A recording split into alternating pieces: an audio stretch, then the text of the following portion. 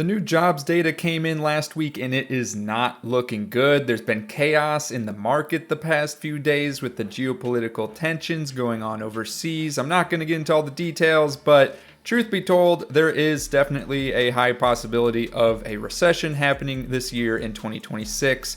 And I just want to cover some general advice on how to be prepared for a recession. Now, again, this is general advice. This is not individualized advice. I'm not a financial advisor. I'm not a professional investor.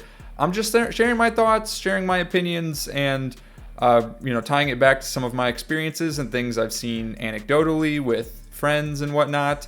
And I just want to help people out with this video. So first and foremost, and yes, you've probably heard this before from other videos and other content, but have an emergency fund. Now, general advice is around 3 to 6 months worth of expenses in an emergency fund. However, again, anecdotally speaking, I had friends that in the past year to 2 years, there's jobs, industries that they work in where it took them almost a year to get a new job. And it's not like they were just sitting on their butt doing nothing, just letting time fly by. I mean, they were actively applying for numerous jobs from the moment they got let go from their previous job, and not performance related at all. It's just a situation where, again, companies are laying people off left and right, especially in the tech industry. You're seeing that a lot.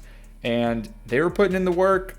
They weren't seeing anything, come of it until many months later. So my recommendation, and something I like to do, is to have at least 12 months in an emergency fund. Again, 12 months of expenses. Expenses is going to be different for everyone.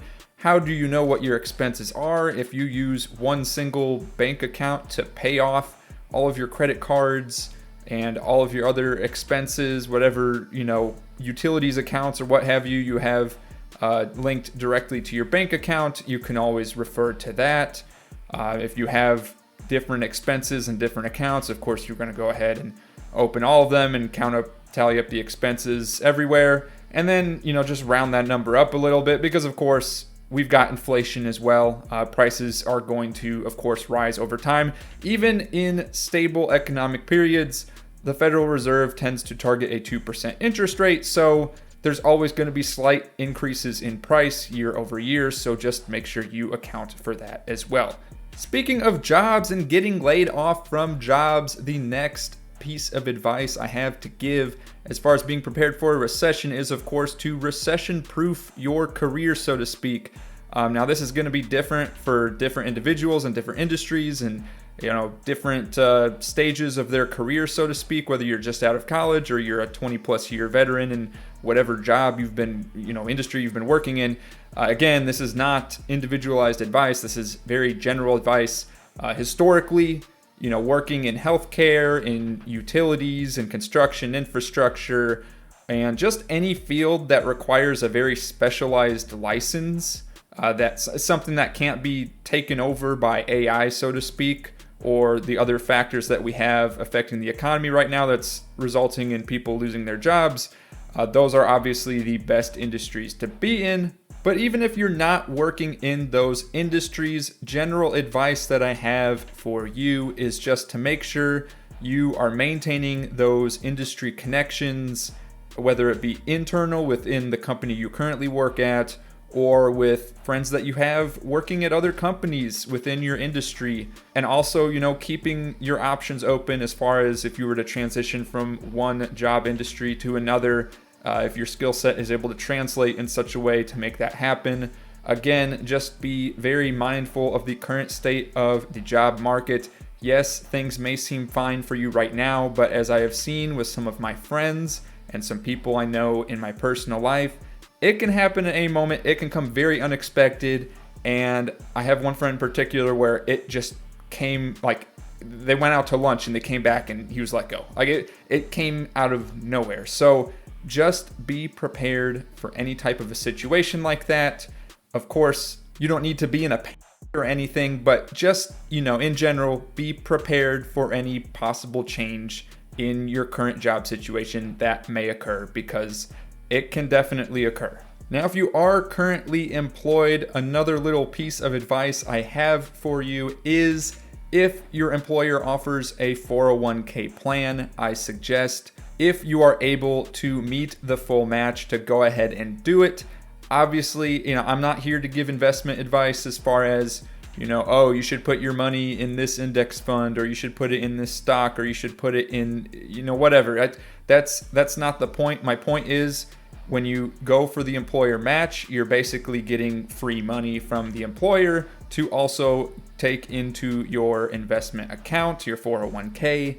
And again, I'm not giving investment advice here, but if you are someone that is very skeptical about putting your money into the stock market right now, you could always put it into some type of a money market fund or a treasury ETF. Usually these employer 401k plans have conservative options like that rather than going into stocks or other types of bonds. Now, the third and final piece of advice I have for surviving the 2026 recession is to avoid debt at all costs. If you currently have debt, get that debt paid off, especially if it is credit card interest rate type of debt. If it's buy now, pay later debt, just stay away from all of it as best you can, because if it starts snowballing out of control, it's really hard to pick up the pace to keep up with it as far as generating income to pay off that snowballing debt. Especially once again in the current state of the economy and the job market, it's just not a good idea to make yourself vulnerable.